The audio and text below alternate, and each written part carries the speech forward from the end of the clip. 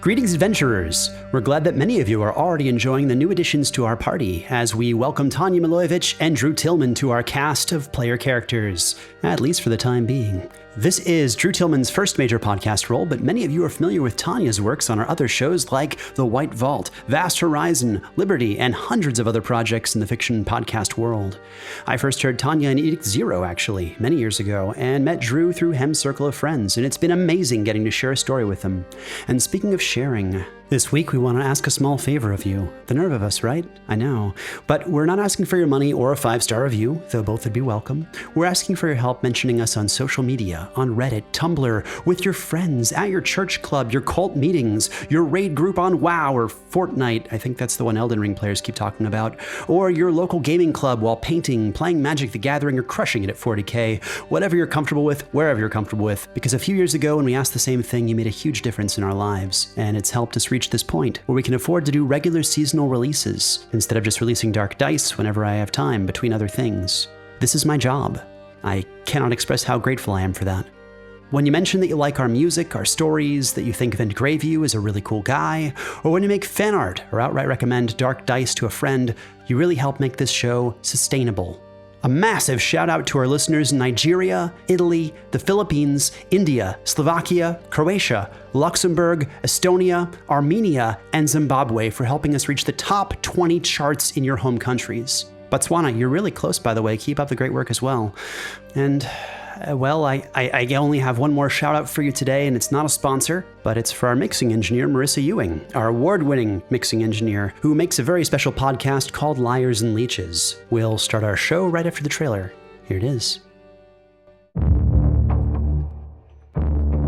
From Hemlock Creek Productions comes the new supernatural horror audio drama, Liars and Leeches. Grief, anxiety, terror. Tanja Wright felt it all after the tragic murders of her sister and brother-in-law in a random act of gun violence. Struggling to travel outside of her home, she now lives constantly on edge about perceived threats that seem to surround her. Retreating to the house her sister and brother-in-law once shared to process her grief, Tanja soon discovers that someone, or something, has followed her there. With the help of her best friend Natalie and others she meets along the way, can Tanja overcome her fears before they completely consume her? For more information about Liars and Leeches and Hemlock Creek Productions, visit www.hemlockcreekprod.com. That's hemlockcreekprod.com.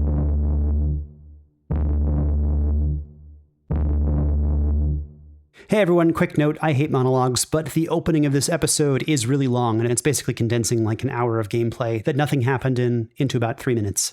Enjoy. Shalis de pace. Salis. Do you seek him? Do you seek him? Do you seek him? Do you seek him? Do you seek the nameless god? You have found yourself among those who roll the dark dice. What you are about to hear happened long ago. A story brought back from the edge of oblivion, dutifully transcribed and enhanced orally to better captivate your attention. Previously, Lirril, Sindri, and Rowena agreed to follow a strange man who claimed to work for Father Dormund. Could he be trusted, or would he turn in their bounty? What dangers lay on the path ahead?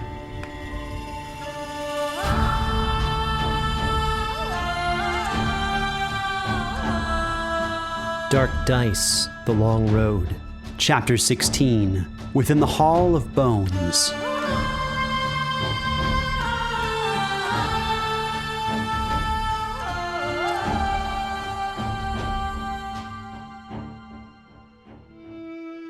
Their journey was not swift, nor warm, nor pleasant, but they continued in the same manner, all the same, for the next 2 days. Breaking camp just before sunrise, riding into the early afternoon before stopping to eat, and riding again an hour later until just before sunset so their horses could rest and Lirril could forage.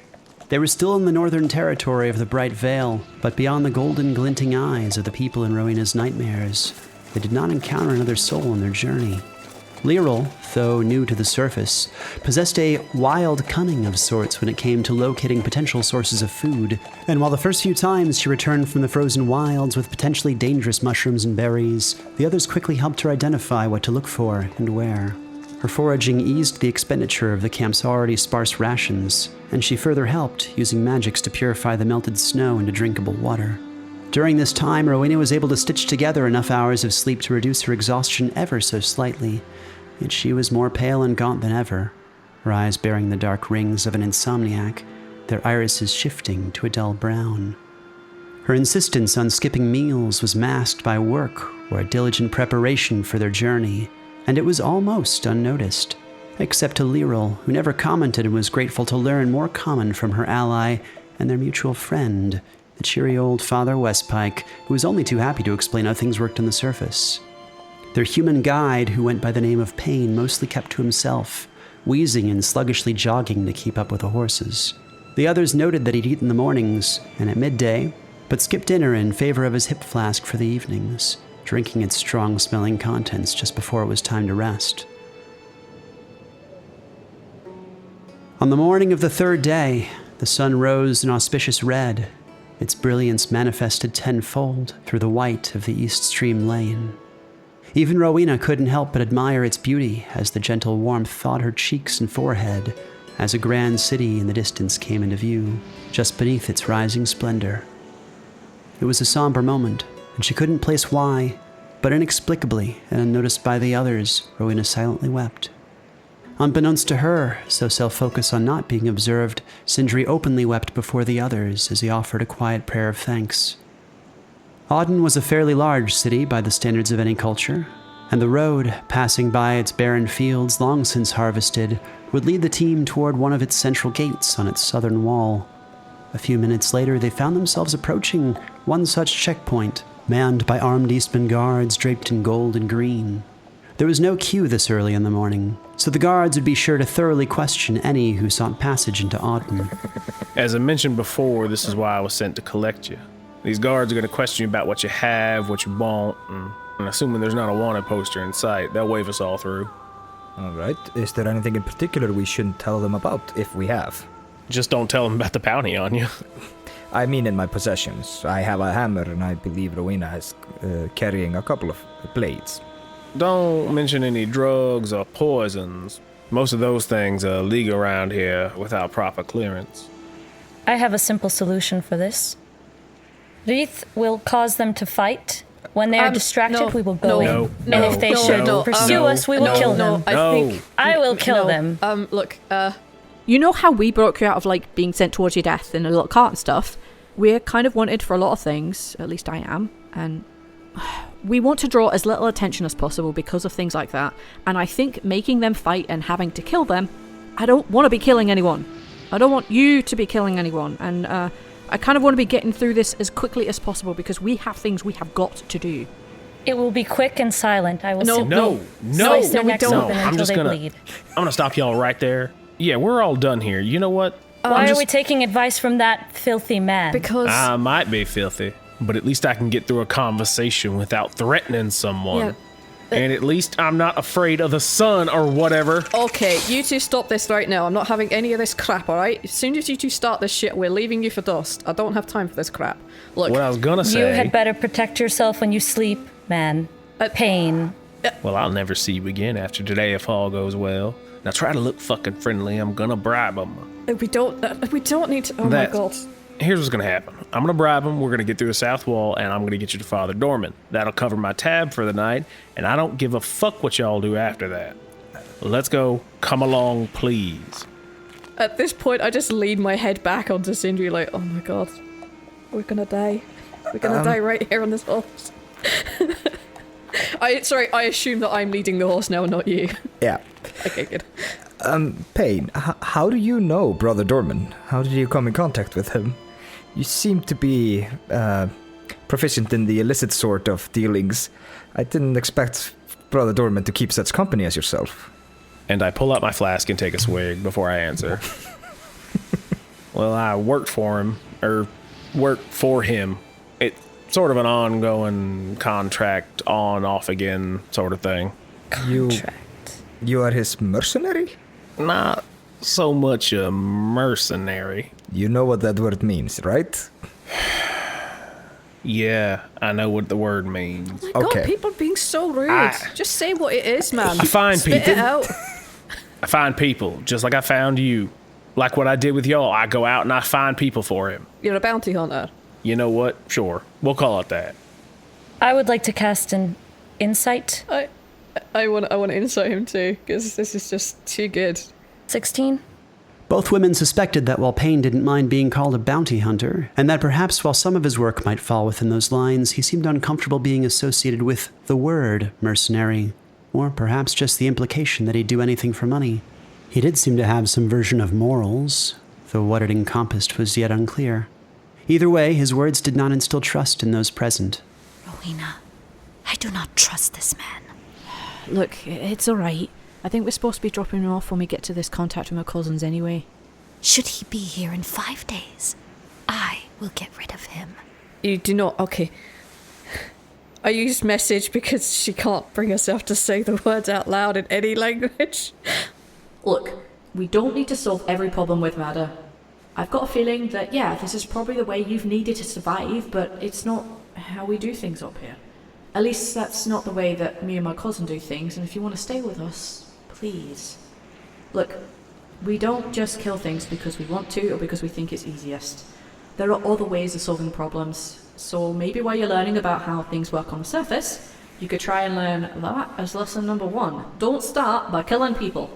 I'm giving him 5 days. Perhaps we could barter for more on another day. And then I'm going to cast message at Sindri like, I think we're going to die. I honestly think we're going to die. We need to dump these people and roll. I think they're going to get us killed. But it is in a kind of like half smiling, half joking, possibly actually serious way. Okay, let's go on. Let's you take the way, Payne. The lead guard was a short human that Payne recognized as Cassius, an occasional drinking buddy and friend, by which it was implied a bribable individual. He had short curly hair that was in an unkempt crown on top, but short on the back and sides, and a glass eye that Cassius often used to play pranks on folks who'd had too much to drink. One such prank was how Cassius and Payne came to be on friendly terms. I'm just gonna be like, wink, Cassius, how fare you this morning? As he approached, the other 3 guards seemed to ease up as they recognized Payne, and, moments later, made themselves intentionally busy elsewhere. Hey, Payne, it's been a while. Staying out of trouble, I hope. What have you been up to? Oh, this and that. Doing all sorts of things. Mostly getting drunk. You know how hard it is for us peasants in the winter. I'm sure. You're not smuggling anything, are you? No, of course not. Just bringing these pilgrims to the grand chapel of his radiance on behalf of Father Dorman. It's the Lord's work, so he tells me. Yeah, the light of Salagon be with you and such. Yeah, that's good work you're doing there for sure. I was unaware his radiance had followers who lived below ground. She regards him suspiciously. The problem is light down there even more, So it's just the 3 pilgrims and myself today. They're not merchants, so we greatly appreciate not being charged as such. Well, tell you what. If they're pilgrims who are well enough off to have horses, they can surely make a donation to the Temple of Ukathe. 5 silver per head should be adequate. Well, that sounds more than fair today.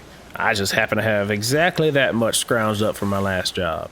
And I reach into my shirt and I pass him a very small coin purse. Lirril's eyes went wide with shock.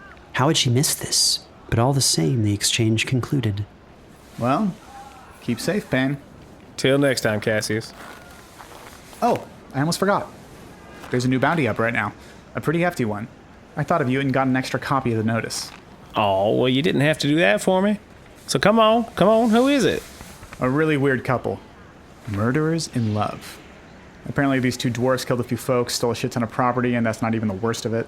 They seem like a bunch of bastards. They've attacked men of the crown in broad daylight, and lit a church on fire, people inside and everything. Just how many people have they killed? It's up to at least 7 according to Officer Sign, but maybe you can ask someone at the church to read the list of crimes if it's really of interest. Well, I'll keep an eye out for these 2 very slippery dwarves. Hells, we all will, right? Aye, and Rowena is trying right now to avoid making the same expression as the drawing on the wanted poster. She is smiling awkwardly.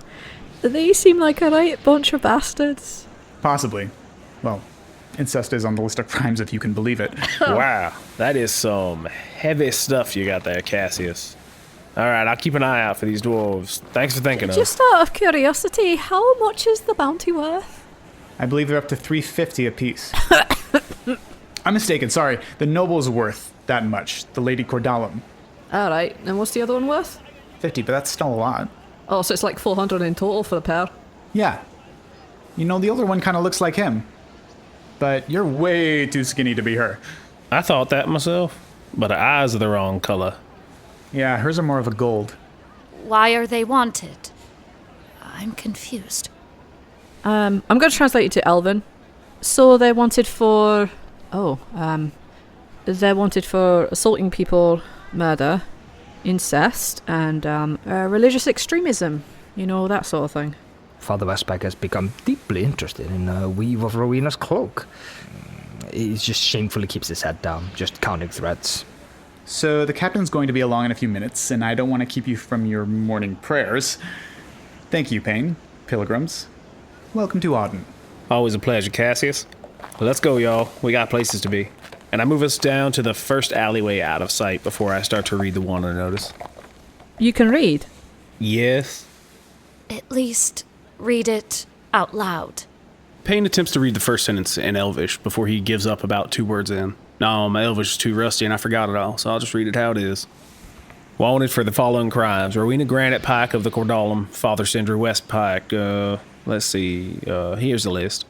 Defrauding an inn of 2 nights of income, grand theft 4 horses, grand perjury before men of the crown in a witness testimony, not under oath, 2 counts. Attempted intimidation of a man of the crown, 1 count. Assaulting men of the crown, 3 counts. Assaulting an underage youth, assaulting members of a guild trading caravan, 2 counts of resisting arrest, yada yada. Attempted kidnapping of a guild member, coercion of children into aiding and abetting escape, unlawful detention of 7 residents of Brightvale in an attempted forced religious conversion, indecent sexual acts in public involving a minor, incest of the first degree cousin, what the fuck? Theft of a platinum worth of property belonging to a foreign trade guild, that's listed as a hate crime. Destruction of 340 gold worth of property belonging to a foreign trade guild, that's also a hate crime. Walking out of a tavern with a tab in excess of 1 silver, riding a horse while intoxicated, 2 counts. Fuck, alright. Murdering a peasant over religious differences, another hate crime. Murder of a local hero and monster hunter Soren Arkwright, the murder of a paladin of Ilovin. Oh, I apologize. The second and last one seems to have been redacted. No, you said the second to last one was redacted? I mean, did they... what, did this, notorious pair suddenly, actually know they didn't murder that one, or what? It's just been struck out. They put a line through it. I don't know what it means. Oh. They're probably going to want to put another name on there, so you better be careful. Or they just got the name wrong. Maybe. Will they be killed when they're captured? Says they're to be captured alive if possible. But it seems to be some sort of discussion about who's going to pay and where they're going to be punished at. Because they're Cordalum guild dwarves, but the crimes took place in human territories on the surface. The Cordalum. I'm going to insist that our next stop be a tavern that I know in the temple quarter. I thought we were going to the church. We are going to the church, so just calm down. No. Are you going to an inn so you can get drunk, or are we going to the fucking church? We're going to the church. You just gotta trust me a little bit, okay? Rowena eyed him with heavy suspicion, rolling a 19 on her insight check. I guess we need someone to leave the horses anyway, so let's just go. Exactly. The tavern's got a stable, among other things. With some reluctance, the trio followed Payne for the next half hour through the winding back alleys of Audin until they reached their apparent destination. A tavern with a pink-cheeked bearded priest chugging a flask painted on a sign bearing the words, "After the sun has set," in common. Upon their arrival, an adorable human girl opened the door to the tavern, rushing to greet them, her mother smiling at the young girl from the window. If she's that adorable, I'll give her, money. Lirril is unsure of how old this child is, since elven children are typically a bit older when they're that size, and addresses her in the same manner as a small-sized adult. Greetings, small one. How much is customary to pay to make our horses wait here for 1 night? Master Payne works for the church, so Father Dorman should be taking care of it. Oh. Let me help you down. The girl smiled through 2 missing front teeth. I gave her 2 copper anyway. Wow. The young girl was amazed, though not really sure what to do with such a treasure, or where to put it, wrapping the copper in a small handkerchief before sneaking it under a headband. Rowena just gives her a big broad smile back and then just goes with everyone else. Lirril nodded at this exchange and stepped away for a second while the horse business was resolved, letting Reith out and whispering to him in Elvish. Go to the church and scout ahead. Check for trouble, maybe an ambush or traps. She looks up, and as she recognizes the name of the tavern, she'll just say, I hate the name of this place, and don't want to go inside. Well, I'm gonna insist that we do. Let's go in. We got stuff to do here. Don't worry about it. She glares at him. And I ignore her. Let's go inside and get out of the cold and the sun. I think I remember this place from last time I was here. I think I may have posed for the painting on a sign. You can have some drink. Water if you want, but they'll probably provide the local ale if you're interested. Only if I've purified it with magic first. Of course. All right, lead the way. Payne led the team into the welcoming darkness of the bar, which was modest and sparse at this early hour as its patrons were either asleep or working. Payne approached the barkeep and asked for the after-hours special. Yeah, all right. You know, the keg just ran dry a few hours ago, and I haven't been back to swap it out yet, but could you help me carry it? It's just in the back room. Yeah, but last time I helped, it was a lot heavier than you said it'd be. You mind if I bring some help? Yeah, I'm usually the strongest person wherever the hell I go, so I'll come. Wonderful. All right, guys, let's move this thing. The barkeep led the team to a back room and down a set of stairs to the cellar, which housed numerous wooden barrels, presumably filled with alcohol. From the way the man shuffled, the shoes he wore, and the way he walked into the pitch of the cellar, it was clear to Lirril that he was blind, a common enough condition for her subterranean people. She briefly pondered how defenseless the man might be, given his lack of lateral lines, before her focus quickly shifted to the sudden opening created behind one of the barrels, a hole just large enough to accommodate one person at a time, ducking through into the passage that only she could sense beyond. Like I promised. The tunnel goes under the Church of Celagon. It's more discreet than whatever you had planned.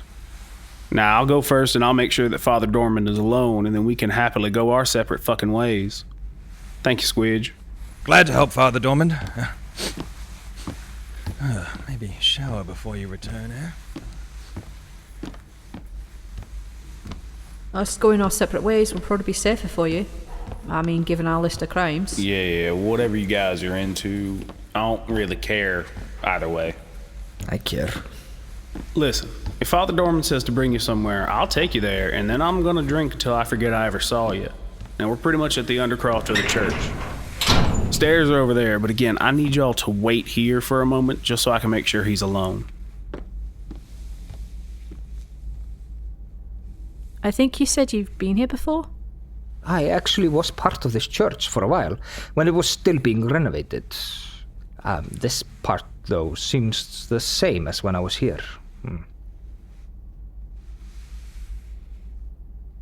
How long has it been since you saw him? Dormand, I mean. Couldn't have been more than just, 30 years? No, 50? Maybe. Quiet. I hear footsteps. Do you recognize the man next to Payne? Oh, brother. Oh, he looks a bit older than the young man I remember, but I'm pretty sure that's Brother Dormand! It's great to see you again. Oh. And Father Westpike is just gonna walk forward and give him like a huge hug. Father Dormand, an older man in his 60s with graying hair, face beaming with joy, embraced his old friend and brother in faith, eyes glinting with held-back tears. Greetings from God, my old friend. You haven't aged much at all. It is wonderful to see you in such trying times. Oh, you humans age so quickly.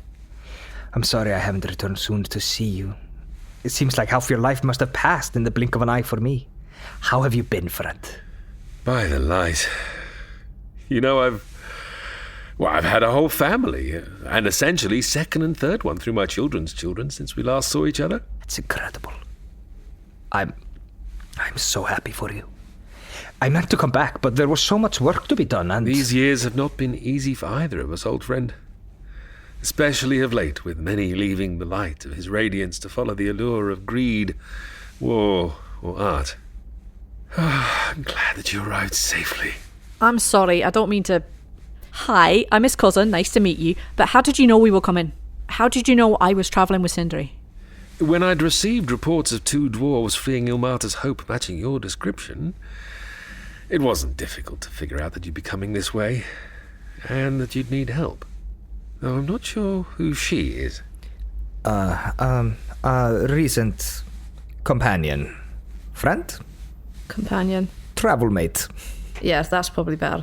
Well, she's just been hanging around, being real suspicious of me. It's been really annoying. Lirril chose to ignore the prattling chatter of dwarves and humans, instead focusing on Wreath, who had returned after thoroughly scouting the church, sharing details on its scaffolds, spiders, and the eggs he'd eaten along the way. I trust you've come to appreciate Payne as much as I have? Payne being the name of this humble servant of Celagon. He might not look...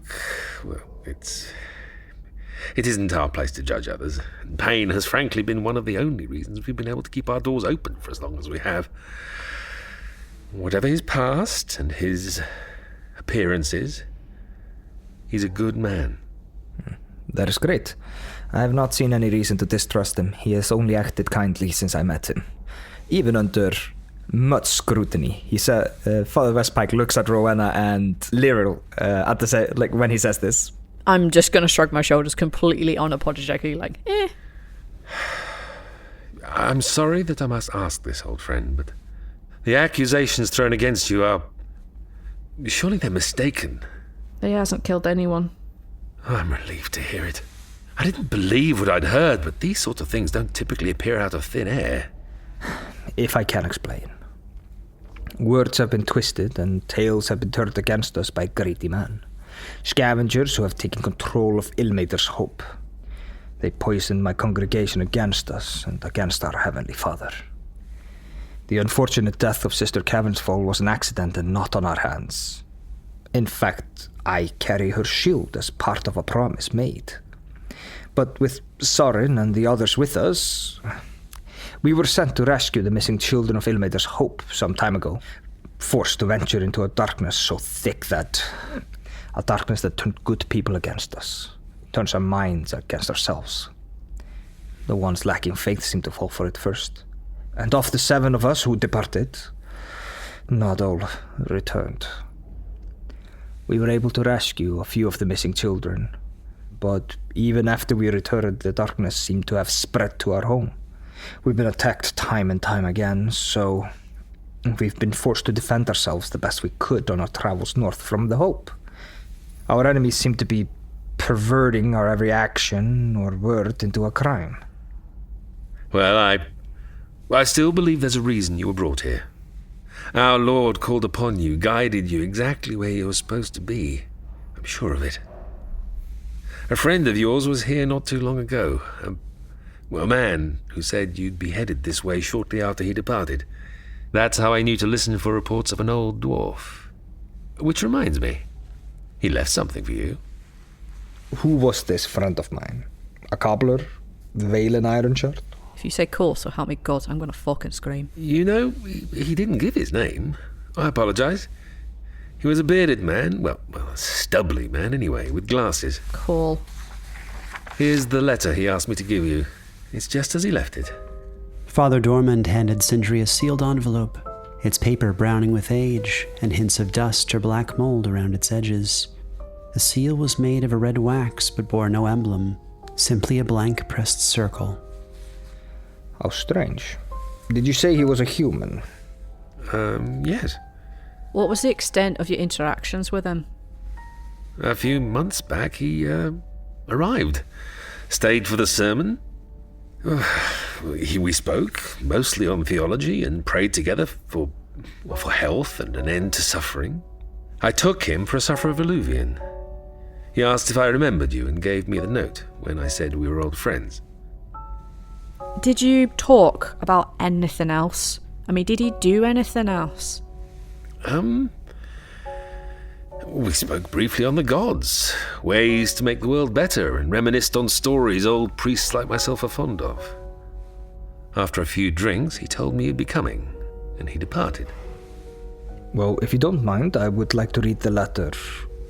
It could be quite personal. So I'd like to skim through before reading it out loud, if it is... No worries. After all, you're the man who introduced me to my wife, so I can give you the same privacy you gave us all those years ago. I introduced you to many beautiful girls. Which one was it that you finally bet and wed? Damelza. I remember our first conversation like it was only yesterday. Damelza, yes! She had such a nice round face. Far too pretty for you, you're lucky.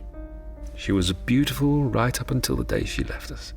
Oh, I'm sorry. Was it long ago? Too long either way. Well, I'll leave you to your note. Father Dorman took a few steps back respectfully as Sindri broke the seal. I unrespectfully take 2 steps forward so I can read the note too. There's a hesitation, but Father Westpike leads the note over so she can read it. The scrawling handwriting on the page before them was difficult to read, as its author was unused to writing. The F's bowed, the V's and U's were undiscernible from one another, but all the same the words could be understood as follows. I've seen you in dreams, Sindri, that cursed realm of nightmares. I've seen your dreams, your worries, and the truths behind them. I pity you. It's worse, so much worse, and knowing won't help. Your path is difficult, so impossibly distant, every step a torturous anguish toward a pain that will unmake you. Give up before you find what's waiting ahead. Join me. Let's carve the rot from this decaying world. There's still time to help us again. He is coming. It's maddening that it was you. I want to hate you. I want to relish in your sorrows. I thought pride was beneath me, but you've helped me find this part of myself, the first real challenge since he found me. I forgive you, Sindri. You murdered my brothers, slew my sisters, yet I forgive you. And I'm very grateful for what you've shown me. I will be better, will do better, and it's all thanks to you. When you're ready, once you see there's nothing more in your future, seek him out, and there he'll be, far down beneath the Embertree. Finish what was started. I'll be waiting, friend. In place of a signature was a single embellished symbol, which caused Sindri to unconsciously shudder in recognition. You can all look it over if you want. It's all cryptic, it's metaphorical. It's not something I'd considered secretive. Payne and Lirril began reading over Father Dorman's shoulder. If I remember correctly, Embertree is a noble house from the North Realm. It's not a greater house, so they don't have a seat on the big ice council or whatever it's called, but they're one of the bigger players in Galen's Hold. With her keen insight, Rowena noticed Payne's breath pause at the mention of Embertree, just for a moment. What's up? Nothing. It's not like you'd understand. No, don't. I'm pretty good at reading people. The name Embertree it left a bad taste in my mouth. Because of something you did or something they did? Something they did. What did they do? What haven't they done? Like you said, they're one of the ruling houses of Galen's Hold. Not much influential outside that city, but even that one's bad enough. They've been bad to you, I guess. You could say that. They kill a lot of people. That's why I left. They're your family. No, I didn't say that. I'm asking. In a manner of speaking, they are. The letter seems to reference a lot of abstract concepts. I don't know if this is literal or if it's actually referencing your family in a direct sense. Do you remember meeting a man, a human with glasses? A lot of humans wear glasses. You'll have to describe him better than that. Dark short hair, graying a bit, and also missing in patches. It's like kind of stubbly, and he has scars. And he could never really grow a real beard. He was kind of scrawny, or yes, maybe. Not really tall for human. Goes by the name of Cole. Even if he did meet one such as him, he'd probably have been too drunk to remember. I don't remember anyone that looks like this, but I meet a lot of people. Let me just make a suggestion. You stay away from that house, and you stay away from that fucking family. I think that can be said for pretty much all of the ruling houses anywhere, or guilds. She points to her chest where, she had the symbol currently covered. I understand family being bastards. Yeah, I can agree. Wow, do we all have daddy issues here? I'm just going to throw that out. My father was fine. I have more mother issues. I'm just gonna say, for your safety, don't go near anyone from House Embertree, and you stay out of Galen's hold if you can. Noted. Well, I suppose that note was a little bit more... I still don't understand it. I do know the Embertrees by name. That's something. I do know that Galen's hold is a dwarven city. Well, it was a dwarven city, and that there are many, many mazes beneath the city that have gone unexplored. So perhaps beneath the Embertree could refer to something being beneath Galen's hold. Yes. Whoever sent this letter seems to want me to go down there. I'll suggest then that we shouldn't. I second what she said. If we do go down, I am comfortable with the dark. Yeah, probably a little better for you than up here with the sun, eh? This atrocious, painful sun. I have a serious question. Yeah? Who would want to send you there? There are two possibilities. That this is a revolting plan by the Cordalum to get me to kill myself as an unholy maze, or that the followers of an ancient god are giving us an opportunity to right the wrongs of this land. Well, no offence, but the world can burn until we sort your other problem.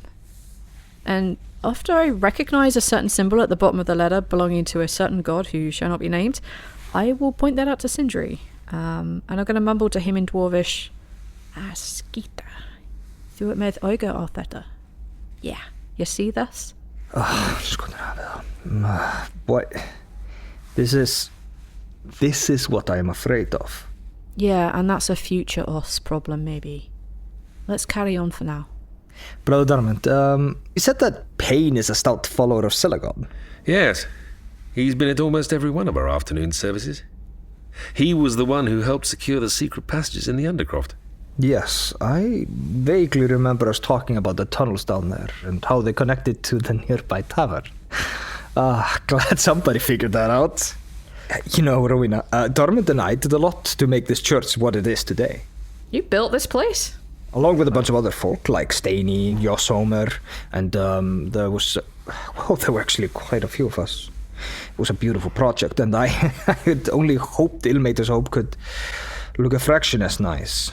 It was supposed to be kind of a small replica to the honor of this place, the grand chapel of his radiance. Okay, I don't want to be rude, but we need to get going. We do. That is why I need to ask Payne something. Sir, I am undertaking a difficult one.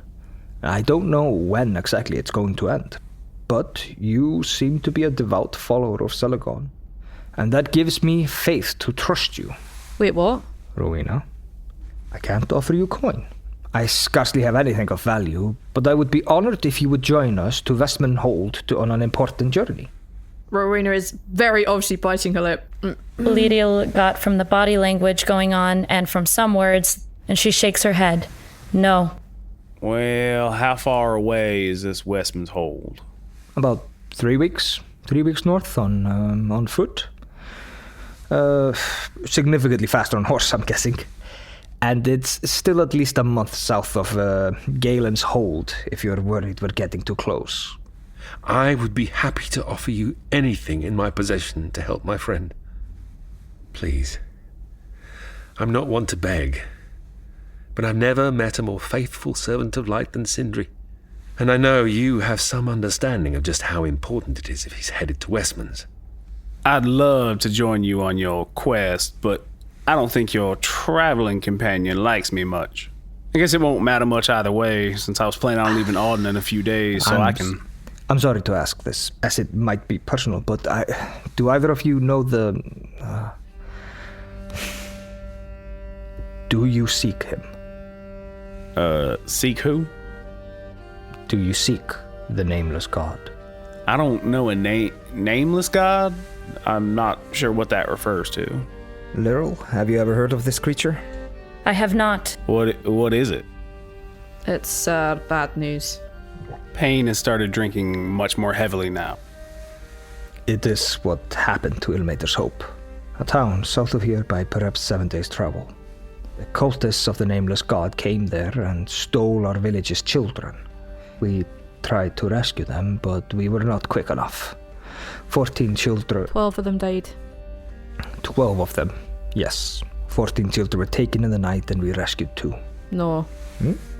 There were 14 of them that got... and we got 3 of them back. My cuz took a hard hit toward the end and he doesn't remember it all too well. I'm sorry. This has been hard. All of this. No. I understand. The reason I am mentioning this is because I believe that the cult was not wiped out when we sealed the Nameless God. I believe the cult is probably fighting to open a way to reach him, opening the gates. That is probably what the letter is referencing, that the cult is in Embertree somewhere, in the caverns beneath Embertree, beneath Galen's hold. Why? How were they killing the children? Sacrifice. Thrown into a hole. Seemed to be some kind of a ritualistic tendency. I think they were first killed with a dagger. They used some of the kids as hosts for demons and whatnot, and they gave their faces to the Silent One. The what now? Let's just say it was really bloody messy, and that we're lucky to have gotten out there alive at all. This is going to sound absolutely crazy, but some of it sounds like something I may have gotten tangled with in the past. How so? I mean, I don't know how far I can trust y'all or how far you'll trust me, but you seem to be on your way to do something stupid, so I don't know how much it's going to matter. Do you know, that's... We're travelling to somewhere based on a dream, so you're not wrong. Alright, y'all might be dead in a few days, so I might as well tell you. Hey, I don't expect to live much beyond getting him there. I can't tell if you're being serious or not. Me neither. I may consider allowing you to travel with us if you finish your story. I've seen some stuff like this back in Galen's Hole. Ritual sacrifices to unknown gods. That symbol on the note, I recognize it. That's the mark of the Nameless God. Oh, that's what... Shit. Okay, alright then. I guess I know a little bit more than I thought I did. Why did you not tell us this before? I never heard what it was called, and honestly, I'm being truthful here. I don't want to think about it. I don't want to find... I don't want them to find me. I left Galen's Hole on purpose. I ran away. When I was a bit younger, they tried to use me as a sacrifice, and I've been running ever since. I never stay in one place for too long because it always feels like they're going to find me. But there's more. Payne reached into the sleeve of his shirt, slowly revealing a thin dagger engraved with a complex web of iconography. Have you ever seen one of these before? Rowena and Sindri could see the Nameless God's symbol adorning the dagger's face and hilt. They also spotted a small phrase, infernal, inscribed on the blade. Son of a bitch. I take it you don't seek him. No, I don't seek anybody. I seek to drink and be left alone. I took this off of one of them and I've been attempting to keep it from them. Why don't you just destroy it? Well, let's just say sentimental reasons. Why are you sentimental about anything from the Nameless God? Because his dagger's the last thing that It's sort of like having him with me, I guess. Shit. To Rowena and Sindri, the human's words rang true, and in their stunned surprise, Father Dormand, who was more comfortable as a spectator during the earlier discussions, finally broke the silence. Might I examine that? Yeah, sure. A local temple here in Audin, I believe the one dedicated to Elias, was built over an older building. It's a common practice. Many human settlements are built over dwarven holds or ruins, which were often built atop elven ruins. All this to say, I believe that I've seen this symbol on the ruins that the Temple of Elias was built over. Dark Dice, The Long Road, Chapter 16, Within the Hall of Bones. Featuring Brewster as Rowena Granitepike, Eyþór Viðarsson as Father Sindri Westpike, Tanja Milojevic as Lirril, Drew Tillman as Payne, and Travis Vengroff as Dungeon Master. Also featuring the voices of Dario, Oman, K.A. Statz, Daniel Matthews, and Kareem Cromfley. This episode features editing and sound design by Travis Vengroff. Mixing and mastering by Marisa Ewing of Hemlock Creek Productions, and associate production by Shion Francois, featuring executive producers Dennis Greenhill, AJ Punkin, Maico Villegas, and Carol Vengroff. This episode featured music by Travis Vengroff, Stephen Malin, Eyþór Viðarsson, and Brewster. Please share your thoughts about our show with friends and on social media, as it truly helps us grow. And if you so choose, please check out our Patreon at patreon.com/Fool and Scholar to help the show stay sustainable. This has been a Fool and Scholar production. Thank you for listening.